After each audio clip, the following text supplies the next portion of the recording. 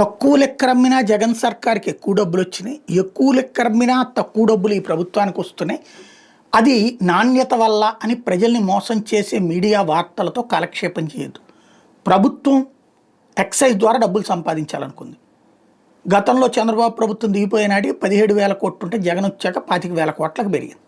ఇది ఫ్యాక్ట్. అంత డబ్బులు ఇప్పుడు బెల్ట్ షాపులు, పర్మిట్ రూములు, బార్లు విపరీతమైనటువంటిది వచ్చాక ఇంకా ఎంత పెరగాల ఆదాయం? తాగుడు 20% పెరిగింది. ఎంత ఆదాయం పెరగాల? అప్పుడు 40,000 కోట్లు రావాలి కదా, ఎందుకు రావట్లేదు?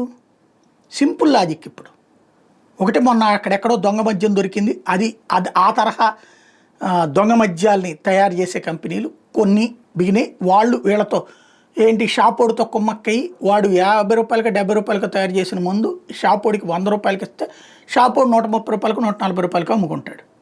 ఇది ఒక తరహా మందు దొరుకుతుంది. రెండవది, ఇప్పుడు కొంతమంది రాజకీయ నాయకులు గోవా నుంచి లారీలు తెస్తున్నారు. అక్కడ 22% ట్యాక్స్ ఉంటుంది. ఇక్కడికి వచ్చేటప్పటికి అక్కడ 100 రూపాయల బాటిల్, ఇక్కడ 140 రూపాయలు ఉంటుంది. ఇక్కడికి తీసుకొచ్చి వ్యాపారులను ఎత్తున రుద్దుతున్నారు. వీళ్ళలో అధికార పార్టీ ప్రజాప్రతినిధులే అత్యధికంగా ఉన్నారు, లేకపోతే ఇన్ఛార్జీలు అత్యధికంగా ఉన్నారు. ఇది జిల్లాల వారి సిండికేట్లు తయారైపోయింది, నియోజకవర్గ వారి సిండికేట్లు తయారైపోయింది.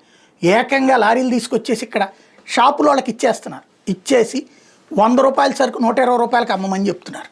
అంటే వీళ్ళకి 100 రూపాయలకు పడింది 120 రూపాయలకి. ఇక్కడ మార్కెట్ రేట్ ప్రకారం చూస్తే 130 ఉంటుంది. అంటే వ్యాపారస్తుడికి 10 రూపాయలు, వీళ్ళకి 20 రూపాయలు. అంటే రాష్ట్రానికి రావాల్సిన రెవెన్యూ అదే రాష్ట్ర ప్రభుత్వం తరపున మన ఎక్సైజ్ ట్యాక్స్ తరపున అయితే 70 రూపాయలకి తీసుకుని 120 రూపాయలకి అమ్మితే, లేదా 130 రూపాయలకి అమ్మితే 60 రూపాయలు ప్రభుత్వానికి వస్తుంది. కానీ ఈ మధ్యలో తినేస్తున్నారు.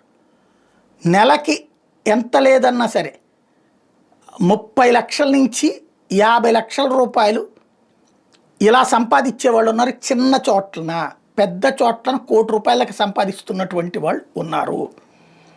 ఇది పెద్ద ఎత్తున కనబడుతున్నటువంటి అంశం. వాస్తవంగా రూల్ ఏంటి?